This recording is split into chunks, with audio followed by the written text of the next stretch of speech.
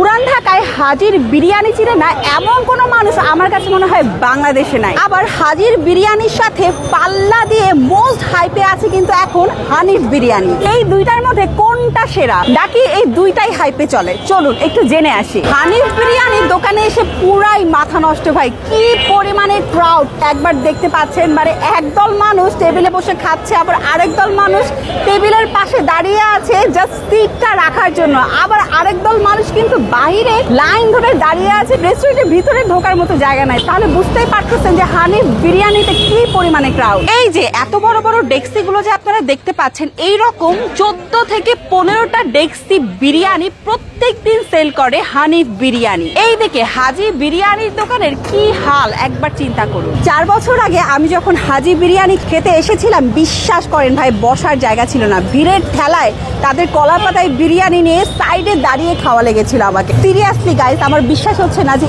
এই হাজি বিরিয়ানি সেই হাজির বিরিয়ানি। এখন আর আগের মতো একদমই ভিড় নাই। মানে রমজান মাস চলছে বাট তারপরেও ভিড় নাই। আচ্ছা, আমি হানিফ বিরিয়ানি থেকে হচ্ছে এই যে এক প্লেট বিরিয়ানি নিয়েছি, যেটা প্রাইস হচ্ছে 270 টাকা। কোয়ান্টিটি কিন্তু বেশ, 270 টাকা হিসাবে মাংসের পরিমাণ কিন্তু অনেক। দেখেন আমি একটু সফটনেসটা দেখাই। এই যে মাংসটা বেশ সফট আছে, ট্রাই করি।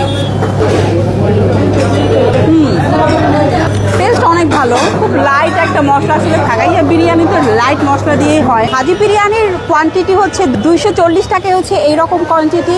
মাংসের পরিমাণটাও হচ্ছে আমার কাছে কম মনে হয়েছে, আর টেস্ট হচ্ছে এভারেজ লাগছে। মানে আগের মতো টেস্ট কিন্তু হাজি বিরিয়ানিতে একদমই নাই। আমার কাছে হাজির বিরিয়ানির থেকে হানিফ বিরিয়ানিটা বেশি ভালো লাগছে। তবে এই দুইটার মধ্যে একটাও কিন্তু আমার কাছে বেস্ট না। আমার কাছে মনে হয় পুরান ঢাকায় এমন অনেক বিরিয়ানির দোকান আছে যেগুলোর টেস্ট এই দুইটার থেকে অনেক অনেক ভালো। আপনাদের কাছে পুরান ঢাকার কোন বিরিয়ানিটা সেরা মনে হয় অবশ্যই আমাকে জানাবেন। এখন বিদায় নিয়ে নিচ্ছি, ভালো থাকবেন, সুস্থ থাকবেন, আল্লাহ হাফিজ।